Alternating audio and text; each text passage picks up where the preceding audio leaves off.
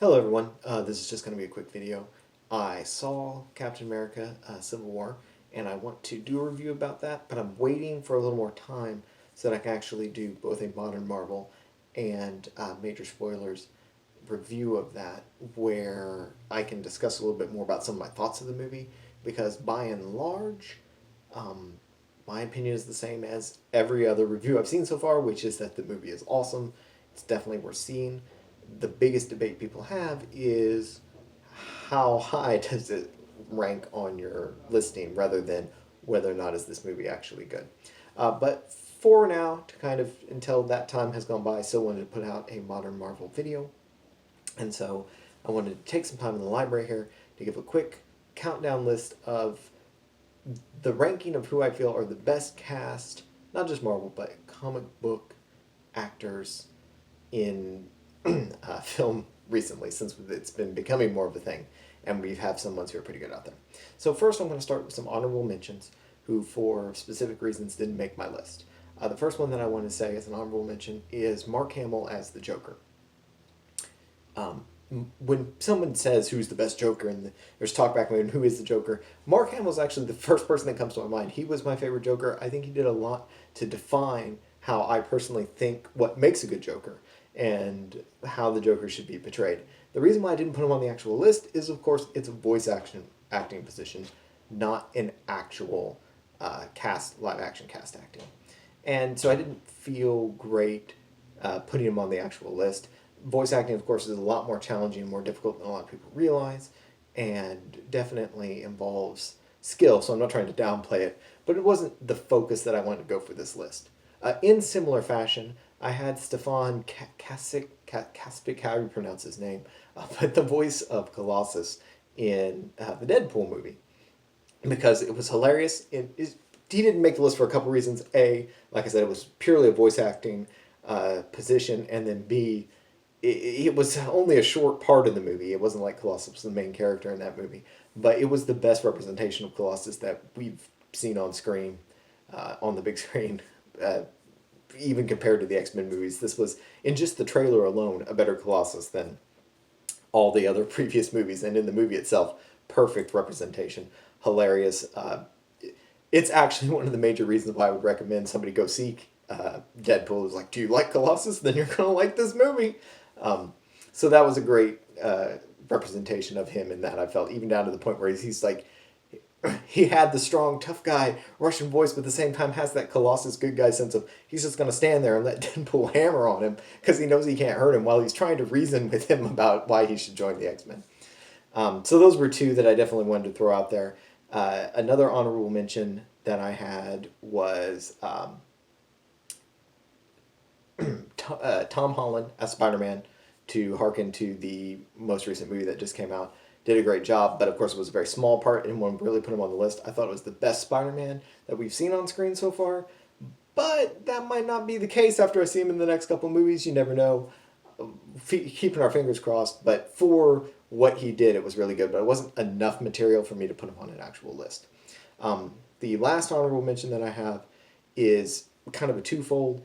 It's Halle Berry as Storm, and on an inverse level, Ellen Page as Kitty Pryde, because both of them I felt like, despite the fact that she had some corny dialogue, Halle Berry as Storm in the first X-Men movie was good and really captured it, but maybe because she became a bigger name. She was a big name before that, though. I don't know, but at some point, really about halfway through two even, she gave up on the accent. She wasn't really, and I just felt like it was, at that point, it was Halle Berry as Storm, rather than this is Storm, this is supposed to be Storm, but she did a great job in that first movie, I thought. And at an inverse level, Kitty Pryde, who went through a variety of actors, Ellen Page being in the last two. In three, I didn't even really catch that much, but it was like more in the Days of Future Past. I felt like she did a good job, but again, it was rising up into that. It didn't necessarily, so she didn't encapsulate that perfectly for me.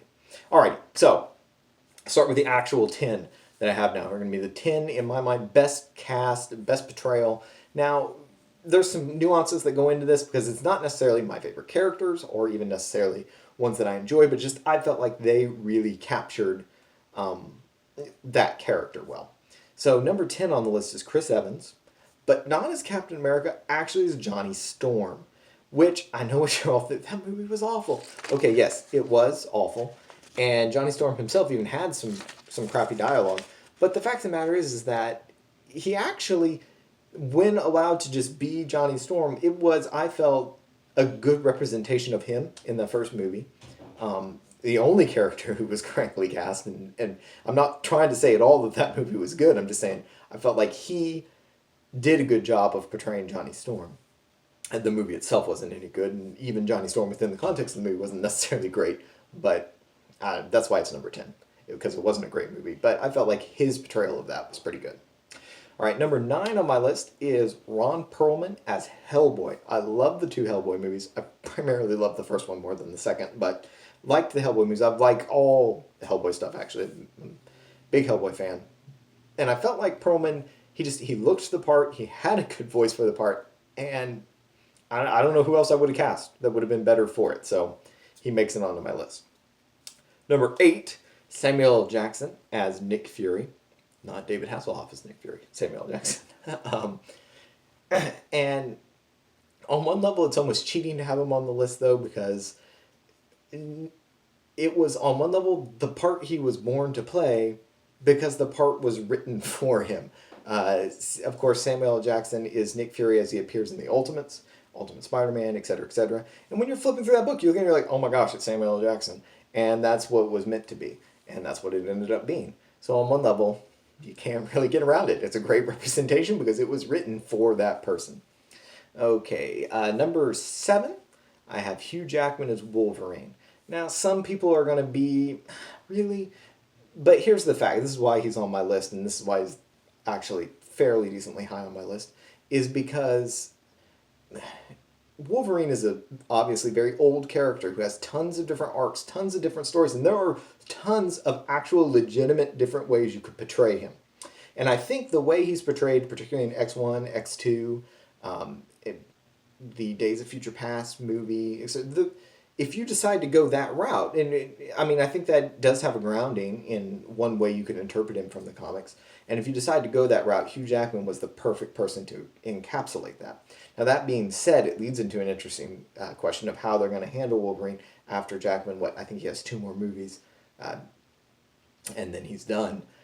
And I would like to see a pretty radical departure from his archetype into a different style that maybe focuses on different aspects of Wolverine from the comics. But when you think about somebody who so became that role that really he's become synonymous with it, Hugh Jackman definitely did that, and for the better. Alrighty, number 6, I have Christopher Reeves as Superman, the only Superman who's ever been good, in my opinion, on the big screen. He definitely looked the part. He was able to carry off that, the essence of what Superman was in many ways, particularly in the first couple of movies, obviously, as you get on, and the movies themselves got crazy. But he himself, I thought, was still pretty good, where he had that, what Superman meant during that era and during that time. And I'll just leave it at that for now. Alrighty, so number 5. We're in our top 5 now, and I have Ian McKellen as Magneto. This is, I think, the best casting from the original X-Men movies, because Ian McKellen was definitely able to grasp and portray that Magneto, who is a megalomaniac and, full of himself and arrogant and has a god complex, but is he wrong? I mean, it's like he definitely is able to pull that off and is involved in one of the best dialogues in any comic book movie. Well, a couple of the best dialogues in any comic book movie ever, particularly in X2, when, like, in the plane and he's talking with Pyro. Just brilliantly acted, very well portrayed, and very much Magneto, where you can see, again, it's like you're looking at it and you see him manipulating this kid, but at the same time you're like, but his arguments aren't...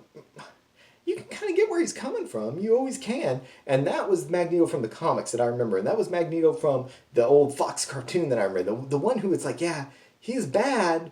He's the bad guy. But he's the bad guy in as much as he's fighting the people we're rooting for. Not necessarily that he himself doesn't have a valid position.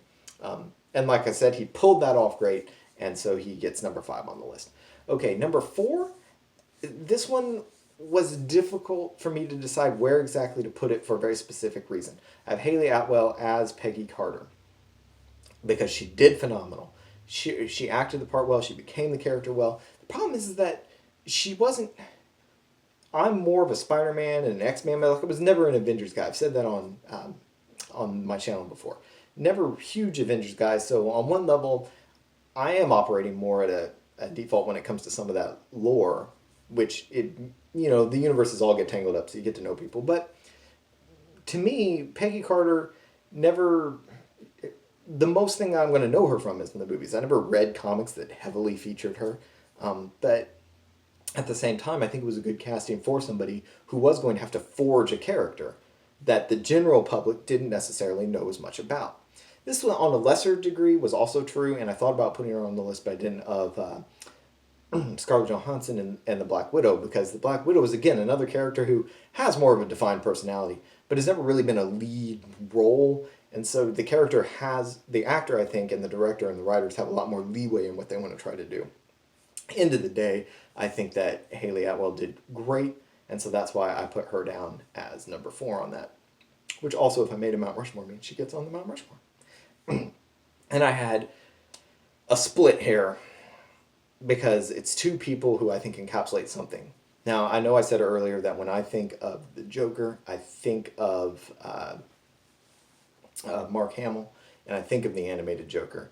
But at the same time, I think there's two people who defined what the Joker is to the mass public, and that is Jack Nicholson and Heath Ledger. And I'm going to split that and put both of them on there because they really they took the same character and really demonstrated how varied the portrayal of this character can be, and both portrayals still be true to the comic, a good representation of the comic, and good.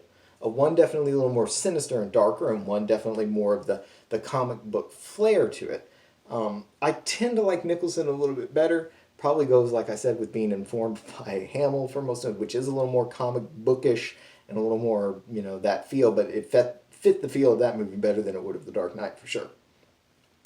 But both of them, of course, I feel gave great representations and really define what the general public views as the Joker. They were so encapsulated of that they define the comics almost rather than the other way around, which is definitely true of the next person as well. But I'm going to put Robert Downey Jr. as Tony Stark, Iron Man. He somehow maintained the iconic truthfulness of great casting, where it maintained the iconic truthfulness of that character, and you got to see the character growth arc, while they tweaked it, of course, here and there to fit the screen somewhat in a modern setting somewhat. But he has defined that character for everyone who will read, watch any, Iron Man from now forever. Unless the next guy who plays an Iron Man just knocks it out of the park in a way that I don't perceive of. And even then it's going to be, he'll always be, I think, the original Iron Man who people think of when they think of Iron Man. And Tony Stark, they'll think of Robert Downey Jr. And number 1 on my list, just to blitz through it real fast, because you're like, wow, you've said so many good things about Iron Man, why isn't he number 1? And it is Wesley Snipes as Blade. Which, say what you will about the Blade movies, I think 1 and 2 are phenomenal and perhaps some of the best comic book movies of all time. But Wesley Snipes was born to be Blade. I mean, the way he carries that, it's a movie about a half vampire killing vampires and really just laying waste with destruction. Nobody's really even on his level for most of the movies, but it's just the way he does it with that sense of cool and the sense of, it's something that could have been so goofy. And Wesley Snipes makes it not goofy and makes it believable. Far and away the best casting. Boom. Loved it. Loved it. Loved it. So obviously I didn't pull much from shows like the Netflix series or anything like that. Maybe had some people on there who other people wouldn't have. But that was my quick list that I just scribbled down. It was pretty much off the top of my head. I'm sure I could make another video next week and totally change a bunch of it. But I hope you enjoyed it, and, maybe let me know which one you think is the stupidest or what needs to get pushed around. All right, thanks, and I'll see you guys hopefully next week on a Captain America review.